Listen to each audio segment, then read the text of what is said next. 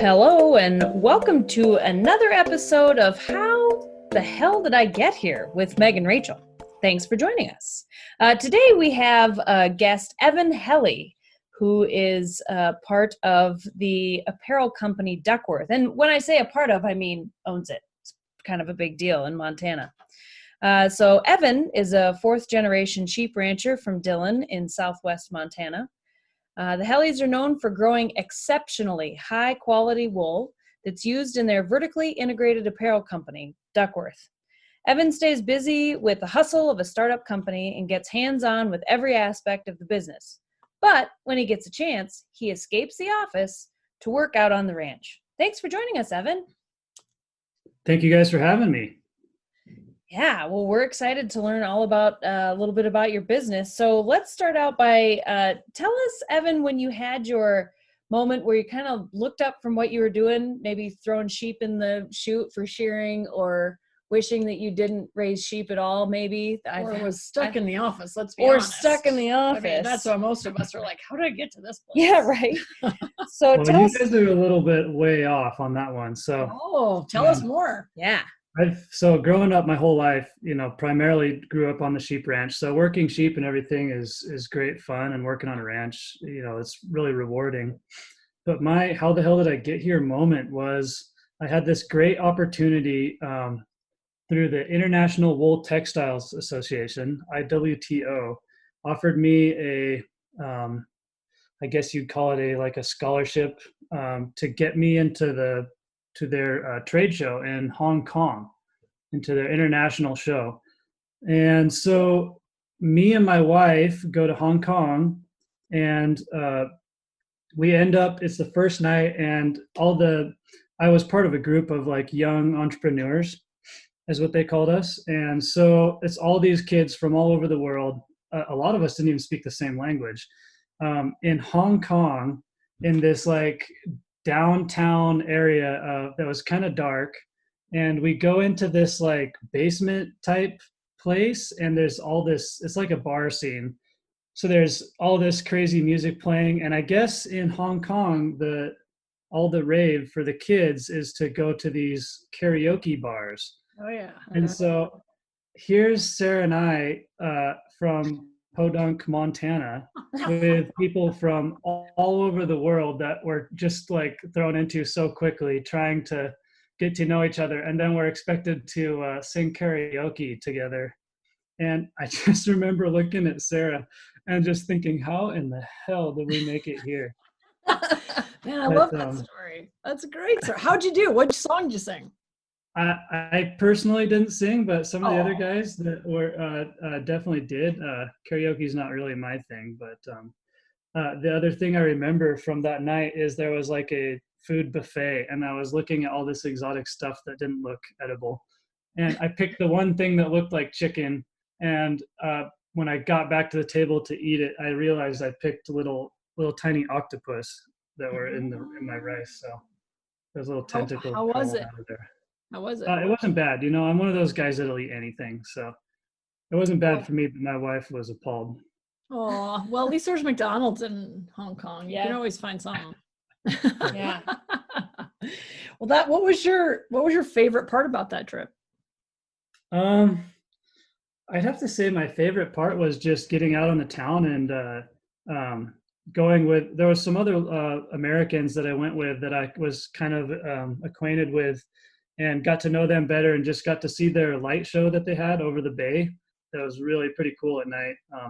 They had lasers and lights and stuff going up in the air. That was really pretty cool. And then we went to a horse derby, which was great, and bet a whole bunch of money on some horses. So on the horse race. So did that spur your curiosity about more traveling, or was that kind of like, well, that was cool, I'm headed back to Montana? That was one of our last couple big trips before we had kids. So right. I've always loved traveling, but it was definitely eye-opening for me to just see the more international side of textiles. So that was after Duckworth was up and going, and I knew the American side of textiles, and especially wool, American wool textiles inside and out, knew all the big players. But seeing it on like an international level was really interesting, and a lot of cool ideas out there and interesting people to meet. It was definitely eye-opening for me, which was the intention. Right. Well, it's cool you say that, because the all the ideas, because on our assessment, you showed up as an independent for us, and in our world that means you're pretty chaos tolerant, and eating octopus probably counts, but you're also self-driven, which means you like kind of you're kind of the ultimate disruptor. You like new ideas, you like to do things that no one else has thought of, or if you see someone that someone else is doing, you kind of go right to, that's a good idea, but I could probably figure out how to do it better. And so how do you think that perspective has informed maybe Duckworth or your career path, or, does that resonate with kind of what you've been accomplishing? Yeah, I think so. I think that personality trait lended myself well to being in a startup. Um, I've been like, sometimes I tell people I'm like the firefighter. So I kind of started the business and I just went to the biggest fires, constantly fighting the biggest fire in the business, which is the biggest problems. And I'm not afraid to jump into any aspect of the business and uh, tackle the biggest problems we have. And, straight out of college, I went to Montana State University in Bozeman, got a degree in business and economics. And so the first thing I did was jump into Duckworth and start, fixing the accounting problem and building an accounting solution. There's not very many off-the-shelf accounting solutions that account for manufacturing apparel, and let alone apparel that takes 15 different factories to go through. So the logistical part of that was a huge challenge for accounting, and that was one of the first things I tackled. And I've been everywhere from the accounting side to the inventory side to manufacturing and logistics, to operations. And then just recently, I'm on the design and development side, kind of as a placeholder. And those are a lot of different hats to wear. And it's, I think I just I'm not afraid to tackle a problem, and I'm not afraid to learn something new. And I think that's kind of what it takes in a startup. Now, I know we promised only two. Well, we didn't promise. We said probably only two questions, but you're chaos tolerant, so you won't mind anyways. I'm really interested to know, when you ate the octopus and you were like, well, whatever, I'll give it a whirl, and your wife was appalled. Would you say she's more order tolerant than you, or is she also pretty chaos tolerant? I'm curious how that rolls into your business. No, she's definitely not chaos tolerant. She wants to know. She's very wants to know exactly what's going on and to plan everything out and to not be surprised. So she's it's been a learning process for her with how to deal with me, since I'm so chaos tolerant. But she actually she's come to trust me, so she doesn't get too worried about it, because I usually get stuff figured out pretty quickly. All right. Well, I'm sure you two make a good team. We find that quite often when you've got some order tolerant behaviors and some chaos tolerant behaviors, you kind of learn how to meet in the middle, and then you're money ahead on that relationship. Well, for all of our listeners, Evan, since we have you on the line, can you tell us a little bit about what Duckworth is, what products that you guys offer, and kind of how did that business form? So my dad, when he graduated from college in the 80s, computers were just starting. He talks about a little tiny green screen with a few numbers on it. And he kind of jumped into the genetics side of sheep, which is pretty technically advanced now. And so he really improved the genetics and got the quality of the wool really, really high. So we actually objectively measure the wool on the ranch. So when we're shearing, a little sample of each fleece gets taken off, and we put it in a little computer, and that computer spits out statistics about that specific wool fleece.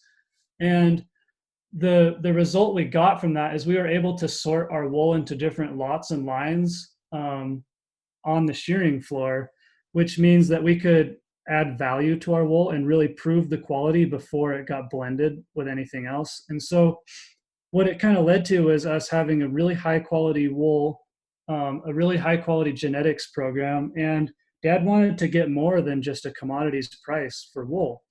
And so fast forward to the opportunity to meet the right people at the right time, really, to start Duckworth. We had this amazing wool base, and we wanted to add value to it. So we ended up meeting the right people at the right time to kind of build this company up. And we met textiles developers, brand developers, businessmen with apparel companies, and we put the whole thing together starting around 2013. And what the idea was is to bring a product to the consumer from sheep to shelf. And so consumers at that time were very, very interested in where their clothing comes from. It was kind of when global warming was starting to be more of a concern, and people really were putting value on researching where their clothing come from, how it was made, if it's sustainable. And we spoke to that message because it truly is sustainable. So we take all the wool from our ranch in Dillon, Montana, and send it to the Carolinas. And there's about 15 different factories we work with. And it gets turned into garments all in the United States. And we send it back here to Montana to distribute it. And we sell it online on our website, duckworthco.com. Sheep to shelf is our motto. Sheep to shelf. I saw that on your website. I love that a lot. So tell me where Duckworth came from, what the word of Duckworth. Yeah, so one of the co-founders named Bernie, he had this idea of Duckworth, which the name actually came from an old factory, like an old crotchety factory owner that he met, that Mr. Duckworth, that just kind of resonated with him. Of course. A grouchy old guy. Oh man, I never actually found out if the guy's real or not or where he is, but the idea is that it has an Americana type name to it, and it resonates as an Americana type brand. Yeah, we like it. We actually were talking about where the origins might be, with other sort of Americana names, and it kind of sounded like it fit. So it's a good job. We kind of had the same conversation about where it could have come from. So definitely resonates that way for sure. Yeah. Well, Evan, clearly we could ask you question after question about your journey and how things are going at Duckworth, but we promised our listeners we'll keep these things short. So thank you so much for joining us. And we look forward to the next episode of How the Hell Did I Get Here show with Meg and Rachel. Lead powerfully. Change the world.